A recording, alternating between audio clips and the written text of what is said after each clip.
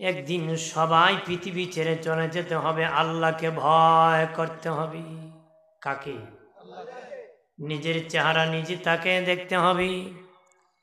এই জন্য ইমাম গাজ্জালী রহমতুল্লাহ আলাইহি বলেন, লুকিং গ্লাস অর্থাৎ আয়নার দিকে তাকাও, সুন্দর চেহারার জন্য তাকেও না, দেখার জন্য তাকে দেখো তোমার কালো চুলগুলা সাদা হয়ে গেছে, কালো দাড়ি সাদা হয়ে গেছে, চেহারার মধ্যে লাবণ্যতা এসে গেছে। তাল গাছে তাল পাকলে গাছে থাকে না, জোনা নাইকেল গাছে থাকে না, পাকনাম গাছে থাকে না। বান্দা তোর পাকা ধরেছে, এই দুনিয়া তাকার জাগা নারী, তাকার জাগা না। সাদা দাড়িওয়ালা মানুষ দোয়া করলে আল্লাহকে আমার শরম লাগে, আমি মাফ করে দিলে। আরো জোরে কন্যা। আর সাদা দাড়িওয়ার পরে যখন আল্লাহ ডাকেন, আল্লাহকে আমার খুব কষ্ট লাগে, হেরে জোয়ান থাকতে না যৌবনের কারণে আমার বলছিল, এখন বুড়া বানাইছি, এখনো আমার ডাকে না।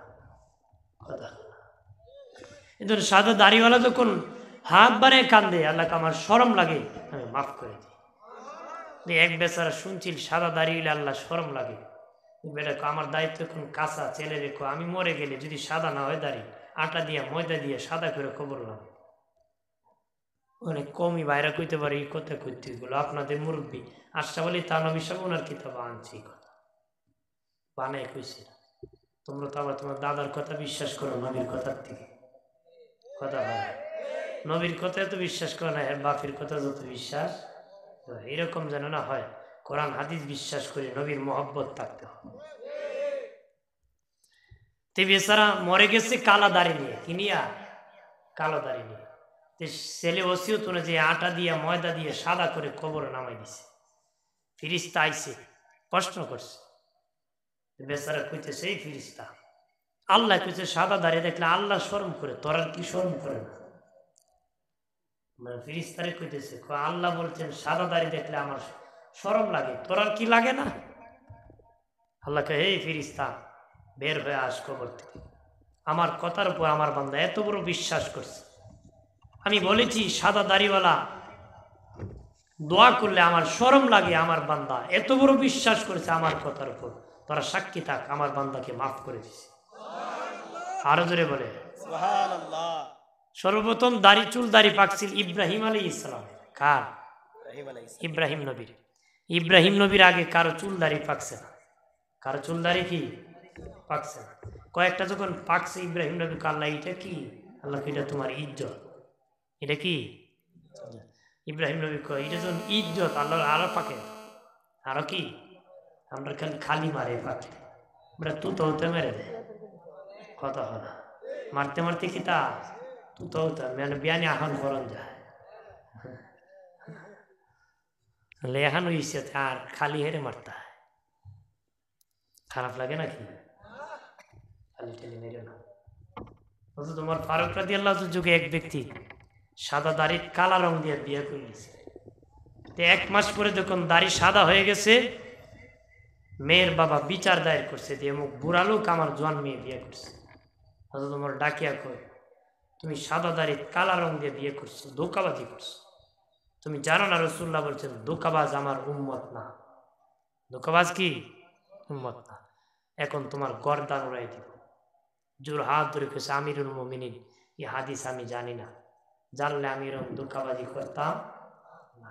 তারপর 80টা বিদ্ধ হয়েছিল। কয়টা? 80টা। আমার প্রাণের বাবা দিনারি খেয়াল করেন ভালো করিয়া, অপ্রাণের বাবা দি, পৃথিবী ছাড়িয়া একদিন চলে যেতে হবে রে।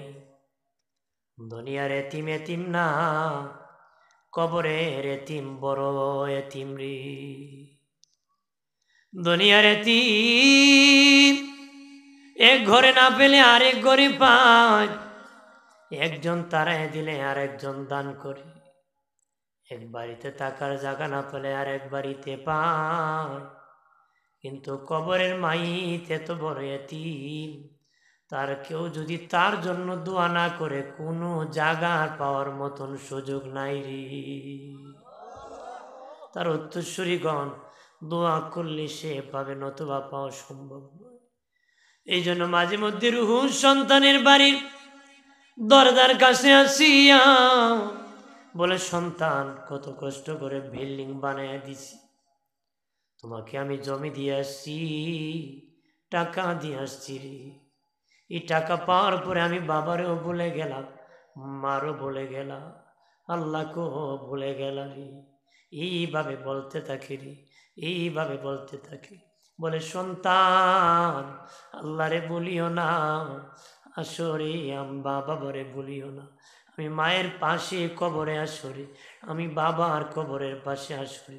একবার সূরা ফাতিহা পড়ো, 3 বার সূরা ইখলাস পড়ে দরুদ পড়ে আমি মা বাবার জন্য দোয়া করবি। তুই যদি দোয়া না করস, কেউ আমার জন্য দোয়া করবে না রে। এইভাবে মুর্দার রূহ কান্নাকাটি করি আর ঘরের দরজার কাছে বলি, অনুরোধ করে বলি, ওরে টঙ্গীর ঘাটির বাংলা বাজারের বাবাজিরা, মা বাবাকে ভুলে যেও না রে। কবর এমন একটি জায়গা, এটা স্টেশন, প্রথম স্টেশন, কাউকে ছাড় দিবি না, কাউকে ছাড় দিবি না। প্রথম গাড়ি কবর, প্রথম স্টেশন, এই গাড়ির থেকে কাউকে মাপ দিবে না রে। একদিন সবাই পৃথিবী ছাড়িয়া এই কবরের যাত্রী হতে হবে।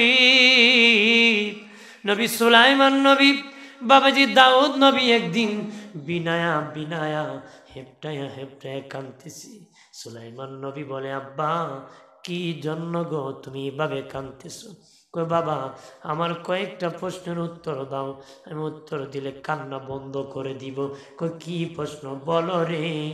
এই দুনিয়ায় দামি কোন জিনিস, ওই দুনিয়ায় কম দামি কোন জিনিস, এই দুনিয়ায় কাছে কোন জিনিস, এই দুনিয়ায় দূরে কোন জিনিস, কাছে কোনটা দূরে কোনটা, দামি কোনটা কম দামি কোনটা? যোগ্য সন্তান যোগ্যতা সম্পূর্ণ উত্তর দিয়া বলে, বাবা, এই দুনিয়ার দামি যেটা, এটাই আবার কম দামি, কাছে যেটা এটা আবার দূরে। আল্লাহ আকবার না? ঠিক আছে, আর ধরে না মাইক, হ্যাঁ, জীবন আছে। যেটা কাছে এটা আবার দূরে, যেটা দামি এটা আবার কম দামি। বাবা সুলাইমান নবী ডেকে বলে, বাবা, এই দুনিয়ায় মানুষ হলো দামি, মানুষের চেয়ে দামি আর কিছু নাই, মানুষ হলো সবচেয়ে দামি। বাবা প্যারালাইসিস, বিছানায় পড়ে আছে, আমেরিকার থেকে বাচ্চা খাবার পাঠাইতেছে, বাবা কে খেয়ে বেঁচে আছে বাবা, কিন্তু যেদিন মরে যাবে রে, ঘরে খাওয়াইবে দূরের কথা, ঘরে রাখবে দূরের কথা, ঘর থেকে বাহির করে দাফন করে দিবে। কেন বাবা? যেটা দামি এটি আবার কম দামি, যতদিন জিন্দা ততদিন দামি, মরে গেলে ওই মানুষটা হয়ে যায় কম দামি। মানুষের কাছে সবচেয়ে বড় বোঝা, কঠিন বোঝা হলো মানুষের লাশ। মানুষের লাশ মানুষের কাছে বোঝা, বিবির লাশ স্বামীর কাছে বোঝা, স্বামীর লাশ বিবির কাছে বোঝা, সন্তানের লাশ বাবার কাছে লোজা বোঝা, বাবার কাছে সন্তানের লাশ বড় বোঝারি। যত আদরের হও না কেন, কঠিন বোঝারে বাবা। রাত্রে মরে গেলে কয় সকালবেলা কেমনে রাতটা পাহারা দিব, কঠিন বোঝারে। অত ৮০ বছর ঘরে থাকছে, এমন বোঝা মনে করে নাই। যখন মরে গেছ, আসরের সময় মরে গেছে, এশারের পরে দাপন করে দিতেছি, কঠিন বোঝা রাতকে পাহারা দিবি রে, মাটির নিচে দিলে আপদ বিদায় হয়ে যাবে, কঠিন বোঝা আমার মাথার থেকে দূর হয়ে যাবে। নবী সুলাইমান কয়, বাবা, যেটা দামি এটা আবার কম দামি। একটু চিল্লায় বলেন আল্লাহু আকবার। যেটা আবার কাছে ওটা আবার দূরে। বাবাজি, মাহফিলের পাশে খুব কাছে কবরস্থান, বাড়ির পাশে কবরস্থান, বাবার কবর, দাদার কবর, দাদির কবর, নানার কবর, নানির কবর, চাচার কবর, চাচির কবর, ফুফির ফুফার খবর। বাবাজি, এরকম ভাবে অনেকের খবর থাকতে পারে, কিন্তু বাবা এত দূরে গেছে, কোনো দিন দেখা হয় না রে।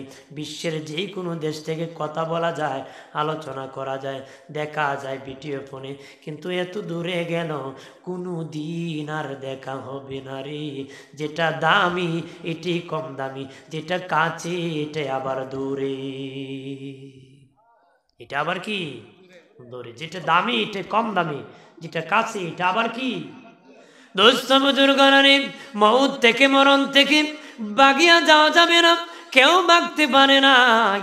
এই পৃথিবীর সৃষ্টির শুরু থেকে পর্যন্ত কোনো বাহাদুর ভাগতে পারে নাই, কোনো ক্ষমতাশীল ভাগতে পারে নাই, কেউ ভাগিয়া যেতে পারে নাই, এখনো যাবে না, কিয়ামতের আগেও যেতে পারবে না। যত ক্ষমতাশীল হও, সাদ্দাতের মতন ব্যক্তি ভাগিয়া যেতে পারে নাই, ফেরাউনের মতন ব্যক্তি ভাগিয়া যেতে পারে নাই, নমরুদের মতন ব্যক্তি ভাগিয়া যেতে পারে নাই, কারণের মতন ধনী কাফের বেঈমান ভাগিয়া যেতে পারে নাই রে। উবাই ইবনে খালফের মতন গরিব কাফের ভাগিয়া যেতে পারে নাই। দুর্বল হোক সবল হোক, গরিব হও ধনী হও রে, এমপি হও মন্ত্রী হও রিস্কাওয়ালা হও, কেউ মালাকুল মৌতের হাত থেকে কোনো দিন ভাগিয়া যাওয়া যাবে না রে। যাওয়া যাইব? শুনছেন না? তা টঙ্গীর ঘাটের এক বেটা বউ থাকি গেছিল গা নোয়াখালী, এবার বাপ মরছে, নাতি মরছে, কিন্তু দাদা বাচ্চা আছে। হ্যাঁ, আজরেল আর তুলে পাইছে না নাকি না বলে কদিন পরই আজ টঙ্গীর ঘাট ঘুরে ঘুরে আজরেল জাগা না আছে, এমন নাই। যেখানে যাবেন এটাও কাছে মালাকুল মৌত হাজির হয়েছে। আপনি রাস্তা দিয়ে হাঁটতেছে, মা নাই বাবা নাই কেউ সাথে নাই, একটা আছে মালাকুল মৌত। এটা রাস্তায় সময় হলে কইব না তোর বাপ নাই বাড়ি যা, ওইখানে যাতা দে কথা বলেন না। এই বন্ধু আজরেল কেউ কইছে ভাই সাহ আপনি জানেন বাড়ি তো আপনার কাছে গেছি, হ্যাঁ কইছে? সুযোগ নাই, যেখানে সময় সেখানে ধরবে, ঘেরাও করবে, পাকড়াও করবে, বাগিয়া যায় লাভ হবে না রে। আব্রাহা বাদশার মতো যদি লোহার সিন্ধুক বসে থাকো রে, আব্রাহা বাদশার মতন যদি লোহার সিন্ধুক বসে থাকো, সেখান থেকে মালাকুল মৌত ধরে এনে রূহ কবজ করবি। লোহার সিন্ধুক বয়ে লাভ নাই। এদেশের বিজ্ঞানীরা কত পদ্ধতি করছে, ব্যক্তি মৃত্যুর শয্যায় চতুর্দিকে গ্লাস ফিটিং করছে, আজরেল কোন দিকে ঢুকে দেখবো, চতুর্দিকে মানুষ দাঁড়ায় আসে, আজরেল তো ঢুকতো দেখে না, বাইরে তো দেখে না, হঠাৎ করে দেখে গ্লাস টুস করে ফেটে গেছে, ঢুকিয়া দেখে ব্যক্তি মরে গেছে। খালি গাছটা পারছে দেখছে, আর কিছু খবর নাই, আর কিছুর কি খবর নাই। তাহলে যত ফিটিং হন, যার যেইভাবে মরণ হবে বাবাজি সেই জায়গায় মরতে হবে রে। ও বাবাজি, এক গোলামের ইতিহাস ঘটনা লেখছে। গোলাম মনিবের বাড়িতে থাকে, মনিব একজন মহিলা মনিব। ওই মহিলার ঘরে একটা সন্তান প্রসব হয়েছে। প্রসবের সময় আগুন বড় উপকারী, সন্তান প্রসবের সময় আগুন বড় উপকারী। বাবাজি আগুনের জন্য গোলামকে পাঠাইছে, আগুন আনো। গোলাম যখন বাহির হয়েছে দেখে একজন দরবেশ মানুষ দাঁড়ায় আছে। কই গোলাম কই যাও? আমার মনিবের ঘরে বাচ্চা হইতেছে, আগুন আনতে গিয়েছি, আগুন আনতে যাব। কয় কেন আগুন আনতে যাইও না? কি জন্য? তোমার মনিব একটা মেয়ে সন্তান প্রসব করছে, ওই মেয়ে এত বড় খারাপ হবে 100 যুবকের সাথে জিনা করবে রে। নাউজুবিল্লাহ বলে না। এরে গোলাম তোর মনিবের মেয়ে 100 যুবকের সাথে জিনা করবে, আর তার মরণ হবে একটা মাকড়সার কারণে মরণ হবে, মাকড়সার কামড়ে মরণ হয়ে যাবে। তখন বাবা গোলাম বলে এমন নারী বাঁচে থাকতে পারে না, 100 যুবকের চরিত্র নষ্ট করবে। এমনি বাবা একটা চুরি নিয়ে ওই শিশু বাচ্চার পেটের মধ্যে আঘাত করেছে। তার মনিব কয় গোলাম কি করতেছ? আঘাত করে গোলাম দেশ ছেড়ে দেশান্তর হয়ে গেছে, ভাগিয়া চলে গেছে। তার মনিব বাবাজি আল্লাহ যদি বাঁচায় কেউ মারতে পারবে না, কাপড় চুপড় দিয়ে ব্যান্ডেজ করে দিয়েছে, ওই শিশু বাচ্চা ভালো হয়ে গেছে। এই মেয়েটা কি ভালো হয়ে গেছে, আল্লাহ বাঁচাইলে তো আর কেউ মারা যাবে না। আর গোলাম ভাগিয়া হিজরত করছে, এই দেশ ছেড়ে দেশান্তর হয়ে গেছে। দেশ ছেড়ে কি ভালো আছে, দেশ ছেড়ে কি দেশান্তর হয়ে গেছে। আমার প্রাণের বাবাজি রানী, ও বাবাজি ওই গোলাম এই দেশ ছাড়িয়ে যখন অন্য দেশে চলে গেছে, এখানে যাই ইনকাম শুরু করছে, অনেক বড় ধনী হয়েছে। মাসে মধ্যে বাড়িতে টাকা পাঠাইতেছে, বাড়িতে বিল্ডিং বানাইছে, ধনী হয়েছে। ওখান থেকে চিঠি লেখছে, আব্বা আমি বিয়ে করব, বাড়ি আসবো, আমার জন্য একটা কন্যা দেখেন। তার বাবা একটা মেয়ে রেডি করে চিঠি লেখছে, বাবা তোমার জন্য মেয়ে রেডি করছে, তুমি দেশে ফিরে যাও। ওই যুবক দেশে ফিরছে, সুন্দর একটা নারীর সাথে তার বিয়ে হয়ে গেছে। বাবাজি বাসর ঘরে যখন গেছে, কথা বলতে বলতে এক পর্যায়ে দেখে তার বিবির পেটের মধ্যে একটা দাগ আছে। পেটের মধ্যে কি? তাকে বলে, বিবি, ও বিবি, ওই দাগটা আমার পরিচিত পরিচিত মনে হচ্ছে রে। এই বিবি, তোর পেটের দাগ, এটা কিসের দাগ? বলে, আমার বাড়িতে একটা গোলাম থাকতো, আমি যেদিন পৃথিবীতে এসেছি গোলাম তখন চাকু দিয়া আমার পেটের মধ্যে আঘাত করে ভাগিয়ে গিয়েছে, আমার আল্লাহ আমাকে ভালো করে দিয়েছে, আমি ভালো হয়ে গেছি। তখন গোলাম ওই লোকটা যে বিয়ে করছে চোখের পানি কয়, বিবি রে, সেদিন যে গোলাম তোরে আঘাত করছিল আমি হলাম সেই গোলাম। আল্লাহু আকবার। আমি হলাম কি? সেই গোলাম, আমি আঘাত করছিলাম।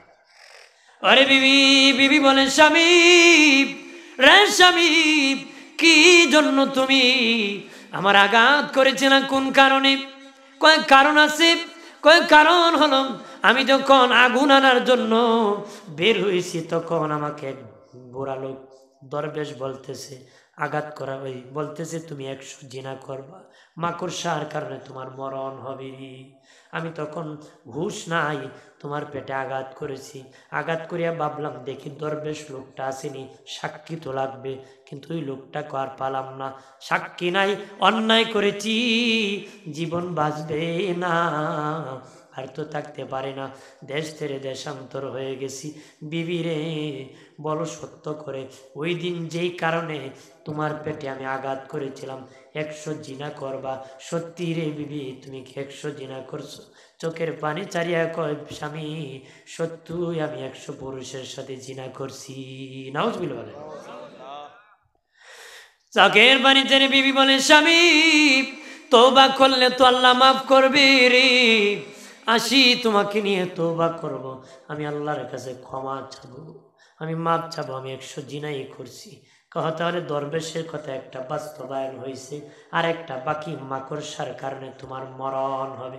তবে রে বিবি, হ্যাঁ বিবি, যেহেতু তুমি আমার বিবি হয়ে গেছো, তোমার নিয়ন্ত্রণ করা, তোমার নিরাপত্তা দেওয়া আমার দায়িত্ব আছে।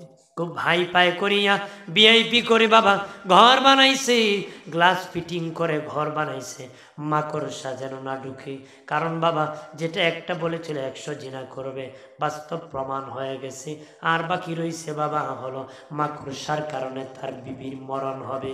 এখন মাকড়সার থেকে বাঁচাবে, গ্লাস ফিটিং করে ঘর বাবা দিয়ে রুম বানাইছে, কথা বলতেছে, সংসার চলতেছে। একদিন স্বামী দেখে বলে, বিবি, যে মাকড়সার কথা ওই দরবেশ বলেছিল, দেখো আমার ঘরের কোনায় মাকড়সা ঘুরতেছে, গ্লাস ফিটিং ঘরের কোনার মধ্যে মাকড়সা ঘুরতেছে, মাকড়সা ঘুরতেছে। বিবি কয়, স্বামী এটি নাকি মাকড়সা? জীবনে কত মাকড়সা আমি মারছি, এটা বুঝি আমারে কি খাবে? লাঠি একটা নিয়ে বাবা মাকড়সার একটা বাড়ি মেরে জমিনে ফেলে দিছে, মাকড়সা মরে গেছে। মহিলা কয়, তোর কারণে বুঝি আমার মরণ হবে। গুসার চুটে পা দিয়া মাকড়সার মধ্যে বাবা আছাড় মারছে, পা দিয়ে লাথি মারছে, লাথি মারার সাথে সাথে পা দিয়া মাকড়সার থেকে কি জানি ঢুকে গেছে, মহিলার সাথে সাথে মরে গেছে। সাথে সাথে কি, যার যেটা কিতাবে লেখছে এইভাবে মরতে হবে, এইভাবে কি।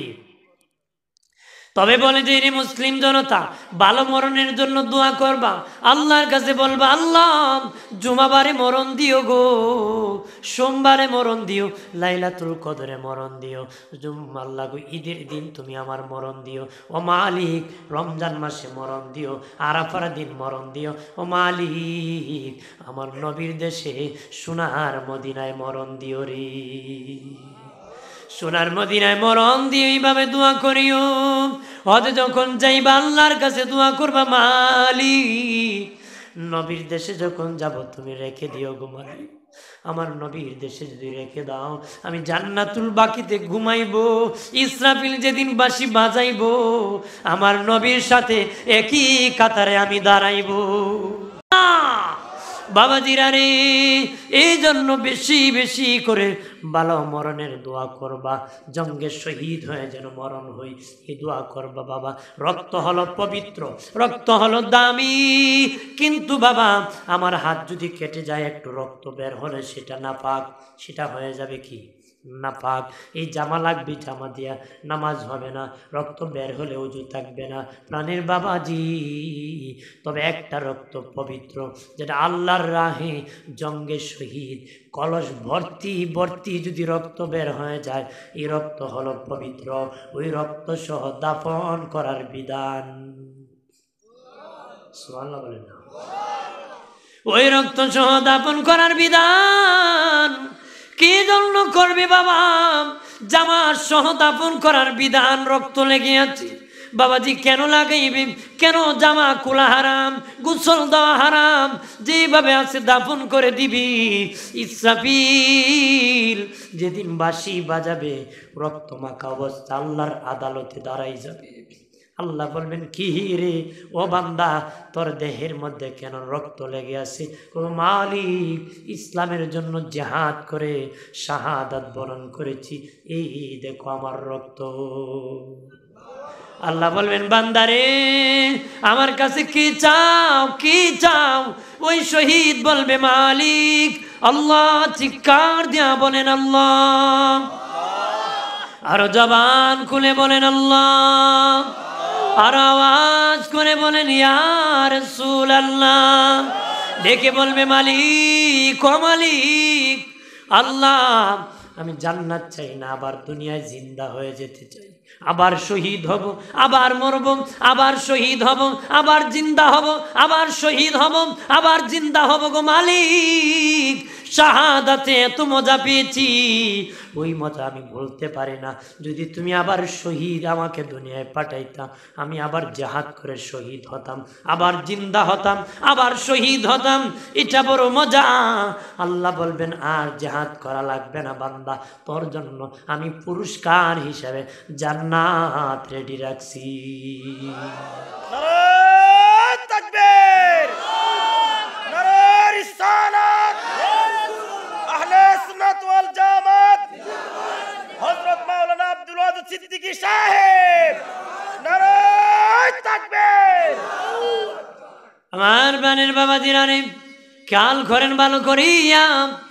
ও বাবাজি, কবর কাউকে ছাড় দিবে না, কবর কাউকে ছাড় দিবে না রে।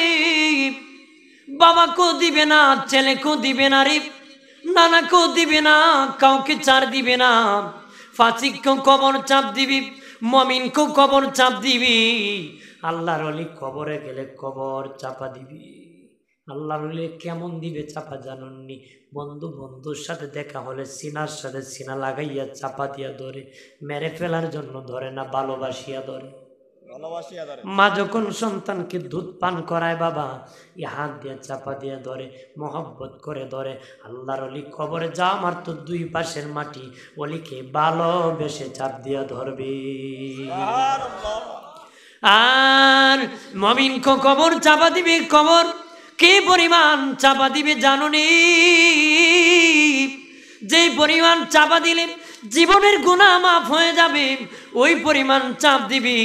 কোন নবীর উম্মতের ব্যাপারে আসে নাই জাহান্নামী হয়ে কবরে যাবে, হাসরের দিন জান্নাতি হয়ে উঠবে। কোন নবীর উম্মতের ব্যাপারে আসে নাই জাহান্নামী হয়ে কবরে যাবে, জান্নাতি হয়ে হাসরে উঠবে। উম্মতে মুহাম্মদীর ব্যাপারে আসছে, জাহান্নামী হয়ে কবরে ঢুকবে। হাসরে ইসরাফিল যেদিন বাঁশি বাজাবে, জান্নাতি জান্নাতি হয়ে উঠবে। কেমনে জান্নাতি হবে? কয়েক কারণে, কয়েকভাবে বাবা। কবরের মাটি এমন চাপা দিবে বাবা, ওই চাপার চুরে তার জীবনের গুনাহ মাফ হয়ে যাবে। আল্লাহু আকবার বলেন না, জীবনের গুনাহ মাফ হয়ে যাবে। ইসরাফিল যেদিন বাঁশি বাজায় দিবি, সেদিন বাবা জান্নাতি জান্নাতি হবে। আরেক প্রকারের ব্যাপারে আসছে, তারা নেক আওলাদ রেখে যাবে, সদকায়ে জারিয়া রেখে যাবে। কবরে যাওয়ার পরে সব তাদের কবরে যেতে যেতে যেদিন কবর থেকে হাসর উঠবে, নেকি বেশি গুনাহ কম, জান্নাতি জান্নাতি। দোস্ত বুজুর্গরা নেই, বেঈমানকে কবর চাপা দিবে, ডান দিকের হাড় বাম দিকে যাবে, বাম দিকের হাড় ডান দিকে যাবে, চুরমার করে ফেলবে, রই রই করে ফেলবে। বাবা এত ভয়ঙ্কর আযাব কবরের। প্রশ্নের উত্তর যদি দিতে না পারো, কবরে যদি মুনকার নাকির প্রশ্নের উত্তর যদি না দিতে পারো, একজন অন্ধ ফেরেশতা কবরে আসবে, মোটা একটা বেন্দা নিয়ে কবরে আসবে, গদা নিয়ে কবরে আসবে, একটা বাড়ি মারবে, 70,000 গজ নিচে দাববে, আবার টান দিয়ে উঠাবে, আবার বাড়ি মারবে, আবার টান দিয়ে উঠাবে, আবার বাড়ি মারবে। দিনের নবী বলেন, এই গদা, যে গদা দিয়া বাড়ি দেওয়া হবে, এই গদার ওজন কত হবে জানুনি? নবী বলেন, মানুষ আর জিন মিলিয়ে, তামাম দুনিয়ার মানুষ আর জিন মিলিয়ে এই গদার ওজন সামাল দিতে পারবে না রে। এত ভয়ঙ্কর গদা। আর একবারই 70,000 গজ যাবে, আবার উঠাবে, আবার বাড়ি দিবে। দিনের নবী বলেন, বাড়ির চোটে এমন চিৎকার দিবে, ওই চিৎকারের আওয়াজ দুনিয়ার মানুষ যদি শুনতো রে, দুনিয়ার মানুষ যদি শুনতো, ওই কবরের মাইয়েতের আওয়াজ যদি কষ্ট। নবী বলেন, কেউ আর বাড়ি করে থাকতো না, মানুষ পাগল হয়ে, কেউ আর বাড়ি করে থাকতো না রে, দৌড়াইতো। কবরের আযাব এত ভয়াবহ, এত ভয়ঙ্কর, কাউকে ছাড় দিবে না রে মুমিন। নবীর সাহাবী সাদ ইবনে মুআজ রাদিয়াল্লাহু তাআলা আনহু ইন্তেকালের পরে বাবা নবীজির লাশ যখন খাটিয়া নিতেছেন জানাজা পড়ে, দিনের নবী বুড়ি আঙ্গুলি মুবারকের মধ্যে ভর করে করে নবীর সামনে যাচ্ছে। সাহাবীরা বলে, নবীজি, অগমায়ের নবী, পায়ে কোনো সমস্যা হয়েছে নাকি? নবী বলেন, না বাবা সাহাবীরা, কোনো সমস্যা হতেছে না, কিন্তু নবী বুড়ি আঙ্গুলের মুবারকে কেন ভর করতেছে? নবী বলেন, বাবা সাহাবীরা, আমি যা দেখি তোমরা তা দেখো না রে, আমি যা দেখি তোমরা তা দেখো না রে। আমি রসুল দেখতেছি, অসংখ্য ফেরেশতারা আমার সাদ ইবনে মুআজের জানাজায় উপস্থিত হয়েছে। এত ফেরেশতা উপস্থিত হয়েছে রে, আমি রাসূলুল্লাহ পা মুবারক রাখার জায়গা নাই, পা মুবারক রাখার জায়গা নাই রে। এই জন্য আমি বুড়ি আঙ্গুলি মুবারকে ভর করে করে সামনে যাচ্ছি।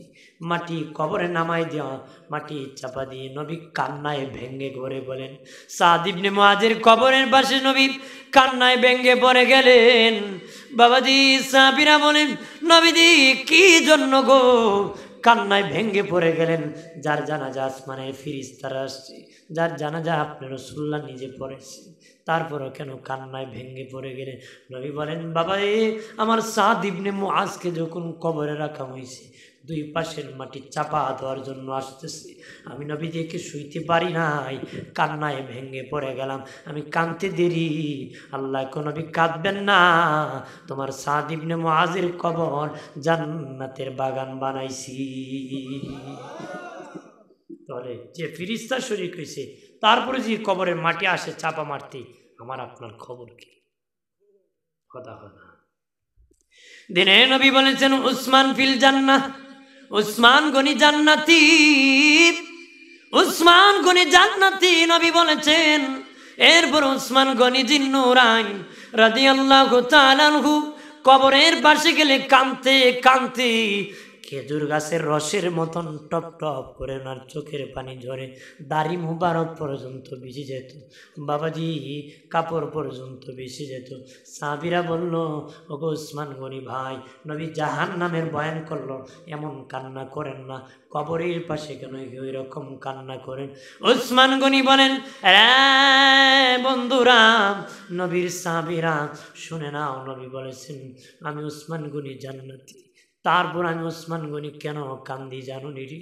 আমি ওসমান গনি জানি না, কবরে নিয়ে ধরা পড়ে যায়। আখিরাতের প্রথম স্টেশন হলো কবর। কবরে যে ধরা পড়ে যাবে, সব জায়গায় ধরা পড়ে যাবে। কবরে যারা নাজাত পাবে, সব জায়গায় নাজাত পড়ে। এখানে ইমানের পরীক্ষা হবে, ইমানের পরীক্ষা যারা পাশ করবে সব জায়গায় পাশ করবে, ওই পরীক্ষায় যারা ফেল করবে সব জায়গায় ফেল করবে। আমি ওসমান গনির ভয় হয়, আমি নি কবরে ধরা পড়ে যাই। কবর এমন ঘর, একা একা কষ্ট করতে হবে রে। হাসরে মানুষের অভাব নাই, জাহান্নামে একজনের পাশে আরেকজন জ্বলবে, কিন্তু কবর একা ঘর, একা একা হাজার হাজার বছর, কোটি কোটি বছর কাঁদতে হবে রে। আর কতদিন কবরে ঘুমাই থাকতে হবে জানুনি? কতদিন ঘুমাইতে হবে জানুনি? বাবাজি সর্বশেষ সর্বশেষ যে লোকের রুহু কবজ করা হবে, সর্বশেষ যে লোকের রুহু কবজ করা হবে, পৃথিবীর একবারে শেষ ব্যক্তি, একবারে শেষ ব্যক্তির যে রুহুটা কবজ করবে আজরাইল, তারপর আর কোনো মানুষ নাই। ওই লোকটা মাটির নিচে 40,000 বছর ঘুমাইতে হবে রে। আমি আপনি কত হাজার বছর ঘুমাইতে হবে এবার চিন্তা করো। তবে ভাগ্যবান ওই ব্যক্তি যে জান্নাতি, প্রশ্নের উত্তর দিতে পারবে, ও কবরে প্রশ্নের উত্তর দিতে পারবে, ওই লোক বড় ভাগ্যবান রে। বাবাজি আল্লাহকে বাসর করে দুলামিয়া যেমন ঘুমায়া যায়, তুমি তেমনি ঘুমায়া যাও। কতদিন ঘুমাইবা? ইয়াউমাল কিয়ামা, কিয়ামত পর্যন্ত ঘুমায়া থাকো।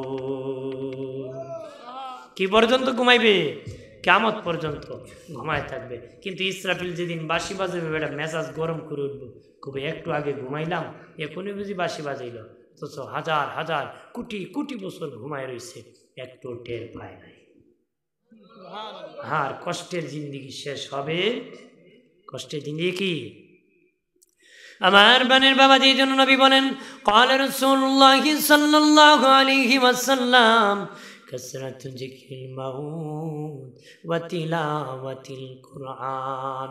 নবী বলেন বেশি বেশি করে মৌতের জিকির করো, বেশি বেশি করে কোরআন তেলাওয়াত করো। মৌতের চিন্তায় ঘুষ খানার থেকে বাঁচাবে, সুদ খানার থেকে বাঁচাবে, মিথ্যা মামলার থেকে বাঁচাবে, মিথ্যা সাক্ষী থেকে বাঁচাবে, সত্য সাক্ষী গোপন থেকে বাঁচাবে। বাবা ও বাবাজি, বীর বাহাদুরির থেকে, অহংকারের থেকে বাঁচাবে, অহংকারের থেকে বাঁচাবে। বাবাজি বাহিরে সুফি সাপ, ভিতরে খারাপ, ভিতর খারাপের থেকে বাঁচাবে রে বাবাজি। জিনার থেকে বাঁচাবে, মা বাবার অবাধ্যতার থেকে বাঁচাবে, বাবা ইয়াবাদ থেকে বাঁচাবে, গরিবের মাল খাওয়ার থেকে বাঁচাবে। মরণের ভয় জারি হওয়ার কারণে লোকটা বলি আল্লাহ হয়ে যাবে। আর যে বেশি বেশি বেশি বেশি করে আল্লাহর কালাম তেলাওয়াত করবারে, বেশি বেশি করে যারা আল্লাহর কালাম তেলাওয়াত করবি, তার ইমান তত বেশি বেড়ে যাবে। যার ইমান যত বেশি বাড়বে, সে তত উচ্চ তবকার জান্নাতি হবে। খারাপ লাগে নাকি? জোরে কর, খারাপ লাগে?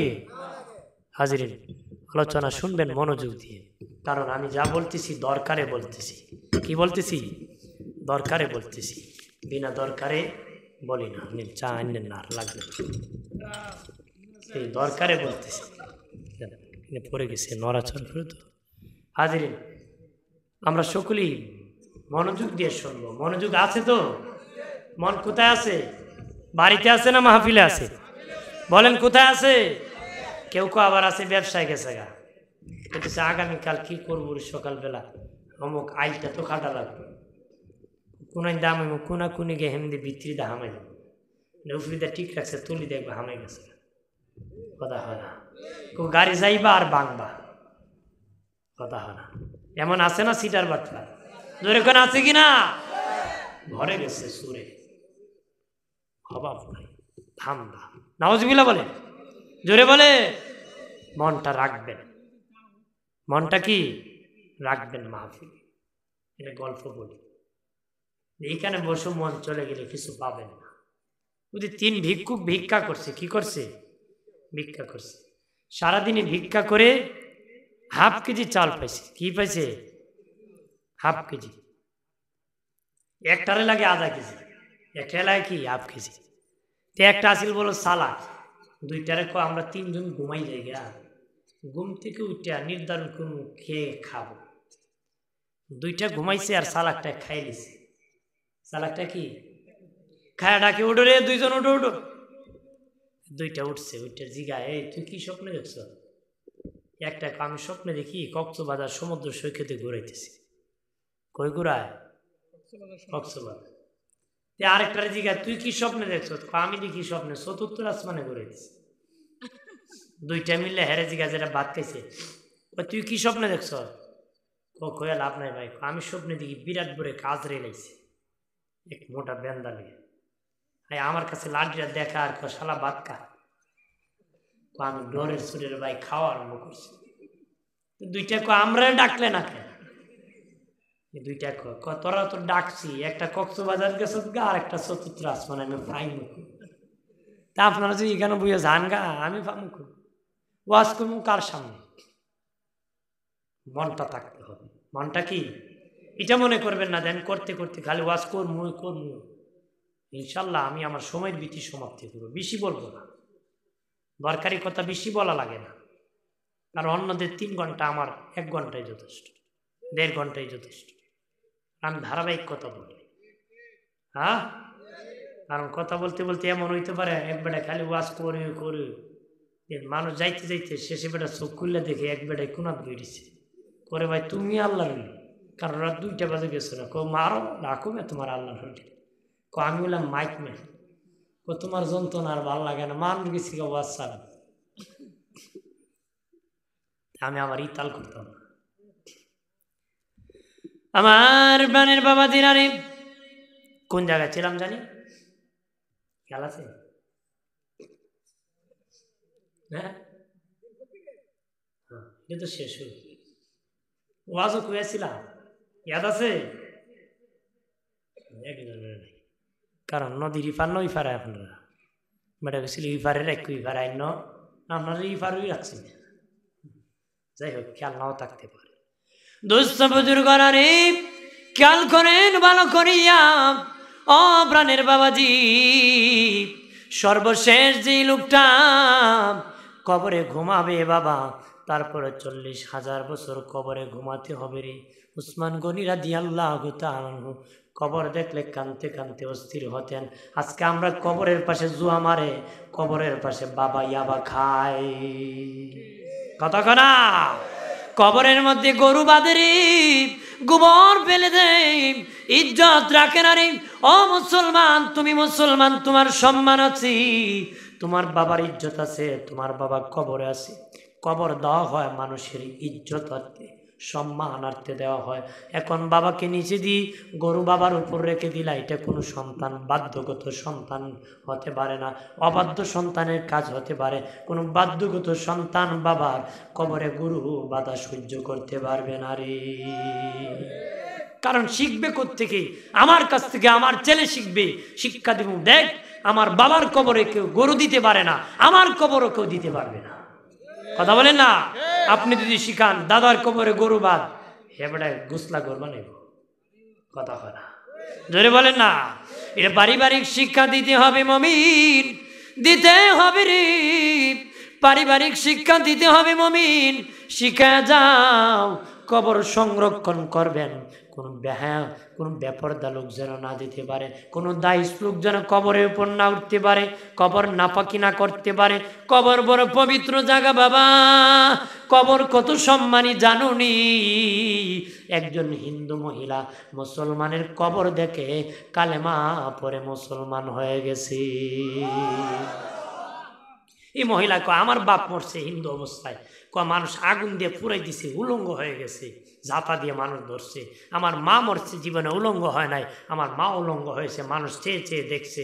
আমি দেখলাম মুসলমান মরলে কত ইজ্জত সম্মানের সাথে গোসল করতেছে, আস্তে আস্তে উঠে নিচ্ছে, কাঁধে উঠাই আল্লাহর নাম নিয়ে যাচ্ছে, আস্তে আস্তে কবরে নামাই দিছে, পায়ে বাঁশ দিচ্ছে, মাটি দিচ্ছে। এর চেয়ে সুন্দর ব্যবস্থা আর হতে পারে না। এত সুন্দর ব্যবস্থা যেই ধর্মে আছে, এটাই সত্য ধর্ম, কথা বলে না। এর চেয়ে আর সত্য ধর্ম আর হতে পারে? এর চেয়ে শান্তিদায়ক জায়গা আর কিছু হতে পারে? কবর বাবা বলা হয় কোনটা জানেননি? যেটা আপনি গর্ত করবেন এটাকে কবর বলা হয়। আর যখন জান্নাতি হবে আর কবর থাকে না, কবর জগৎ হয়ে যায়। এটা কবর জগৎ হয়ে যায়, বিশাল বড় হয়ে যায়। এটা তার চোখে ধরবে যত জায়গা দেখা যায় এই পরিমাণ কবর আল্লাহ প্রশস্ত করে। চিল্লায় বলে বন্ধুরে আমার, খেয়াল করেন ভালো করিয়া ও প্রাণের বাবাজি। এই জন্য বেশি বেশি করে বাবা মৌতের চিন্তা করবাম, আর বেশি বেশি করে আল্লাহর কালাম তেলাওয়াত করবারে। ইমান যত বাড়বে, তেলাওয়াত যত করবেন তত ইমান বাড়বে। যে যত বেশি কালাম কোরআন তেলাওয়াত করবে তার ইমান তত বাড়বে। হইতে পারে হুজুর আমরা মুখ ভাই সব ডেইলি তেলাওয়াত করি, ইমান দিয়ে বাড়ে বেড়া তো আগের দিয়ে বাড়ি বাড়িও গজে বাড়ে না লাম্বায় বাড়ে। বাবা ইমান বাড়ে মানে গজেও না লাম্বায় না, ইমানই শক্তি বাড়ে। ইমানে কি বাড়ে? কার ইমান বাড়ছে? যার জীবন যত গুণামুক্ত তার ইমান তত শক্ত। ভালো বলে না? এরকম ইমান না সকালে একটা হয়, 1 ঘন্টা পরে আরেকটা হয়, দুপুরে আরেকটা হয়, চা হলে 1 কথা হয়, দুধ খেলে 9 কথা হয়, ডিম খেলে 12 কথা হয়, 100 দিলে 500 মিশা কথা হয়। কথা হয় না? কথা বলেন না? 100 দিলে আমি আসি বেড়া, আমি স্যার আর কেটা তোমার, আমি তোমার সাথে টাটকা মিশা কথা হয় না। রাগ করছেন নাকি? রাগ করবেন না। ওয়াজ নসিহত হয় সংশোধনের জন্য। কথা বলেন ঠিক কিনা? সমাজে ক্যান্সার হয়ে গেছে বেদির মতো, পাপে ভরে গেছে, পাপ দেওয়া জয় লাভ হয়ে গেছে পৃথিবী। কথা বলেন ঠিক কিনা? দিনে নবী বলেছেন শেষ জামানায় পাপ জয় লাভ করে মানুষের ঘরে ঘরে পৌঁছে যাবে, ঘরে ঘরে পৌঁছে যাবে। আগে মানুষ সিনেমা দেখার জন্য সিলেট যেত, শ্রীমঙ্গল যেত, বাবা হবিগঞ্জে শহরে যেত, শাস্তাগঞ্জে যেত। একের পরে বাবা পাড়ায় পাড়ায় সিটি আসছে, ঘরে ঘরে টিভি আসছে, একটা টিভি পরিবার একসাথে দেখত।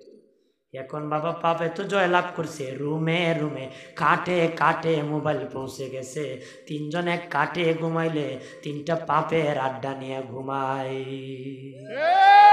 কথা বলা সব পাপ ঘরে ঘরে রুমে রুমে পৌঁছে গেছে। নবীর হাদিস সত্য হবে না? নবী বলেছেন জয় লাভ করে পাপ ঘরে ঘরে পৌঁছে যাবে।